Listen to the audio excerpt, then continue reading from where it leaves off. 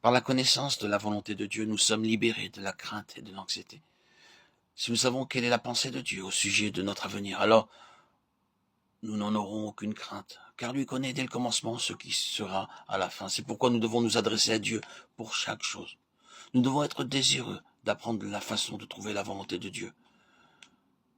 Dieu ne nous contraindra point et ne nous poussera point à faire sa volonté. Dieu a donné à chacun une volonté propre. Aussi, nous devons dire avec foi, Seigneur, enseigne-moi à trouver ta volonté. Seigneur, enseigne-moi à trouver ta volonté. Voilà la clé. Dans ce but, nous acceptons quotidiennement la puissance de sa mort en nous. Nous avons besoin de nous approprier sa mort en acceptant la puissance de cette mort en nous. Et ainsi, mourir à tous nos plans et désirs personnels. Nous devons désirer faire la volonté de Dieu joyeusement et avec un cœur intègre, et non pas partagé. Le plan de Dieu à notre intention est le meilleur qui soit. Il n'y a aucune raison pour que nous l'acceptions avec des réserves. Il nous faut obéir à Dieu joyeusement et sans réserve intérieure, comme l'apôtre Paul dans Actes 16, 6, où il a obéi de bon gré et immédiatement à ce que Dieu lui avait demandé. Un autre exemple est celui de Philippe. Dieu lui demanda d'aller dans un lieu désert, Actes 8, 26. Il ne faut pas nous appuyer sur notre intelligence. Il ne faut pas aussi que nous dépendions de notre sagesse propre. Nous devons dire, Seigneur, tu es ma sagesse propre. Je ne dépends pas de la mienne.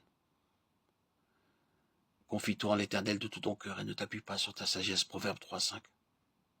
Nous pouvons agir de la sorte grâce à une foi forte. Si nous voulons trouver la volonté de Dieu et la faire, il nous faut abandonner toute notre compréhension des choses et dépendre de sa sagesse divine. Le reconnaître dans toutes nos voies. Reconnais-le dans toutes tes voies, et il aplanira tes sentiers. Proverbe 3, 6. Nous devons nous adresser à Dieu même pour les moindres détails. Nous pouvons penser, ceci est un détail, pourquoi questionnerais-je Dieu à ce propos?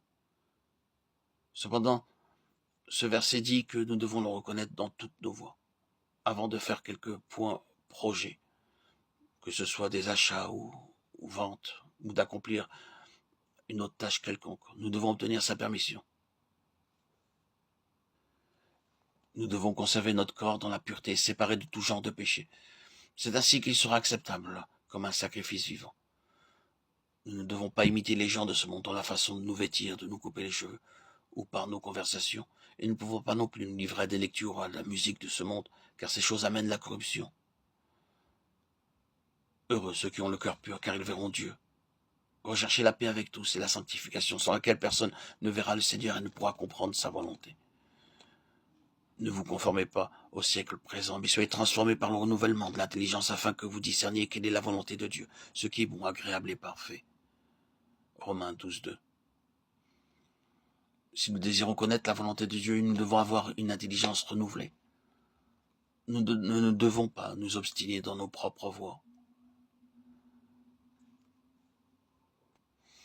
Vous rendre capable de toute bonne œuvre pour l'accomplissement de sa volonté, qu'il fasse en vous ce qui lui est agréable par Jésus-Christ, auquel soit la gloire au siècle des siècles. Amen. Hébreux 13, 21. Le nom de Dieu doit être hautement magnifié et glorifié par le moyen de l'œuvre ou de la question pour laquelle nous prions. Vous devez dire, Seigneur, je désire uniquement que ton nom soit magnifié dans cette affaire, que ce soit pour ta sainte gloire. Nous devons désirer la gloire de Dieu et non pas nos propres aises ou nous acquérir un titre ou une renommée.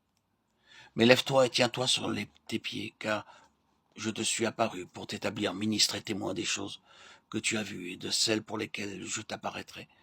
Je t'ai choisi du milieu de ce peuple et du milieu des païens vers qui je t'envoie, afin que tu leur ouvres les yeux, pour qu'ils passent des ténèbres à la lumière, de la puissance de Satan à Dieu, pour qu'ils reçoivent par la foi en moi le pardon des péchés et l'héritage avec les sanctifiés.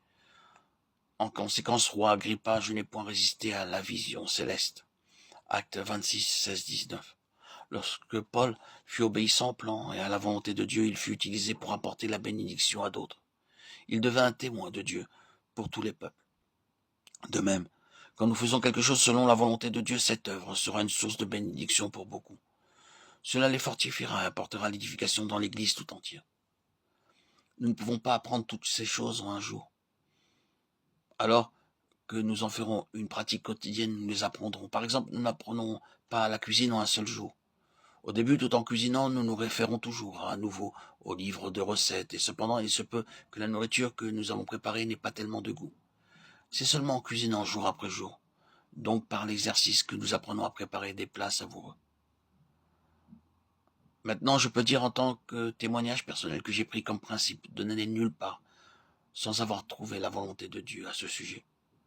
Que Dieu nous aide à faire également de ce principe votre vie pratique.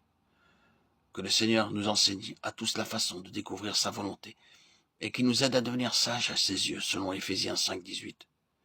Ne vous enivrez pas de vin, c'est de la débauche. Soyez au contraire remplis de l'esprit.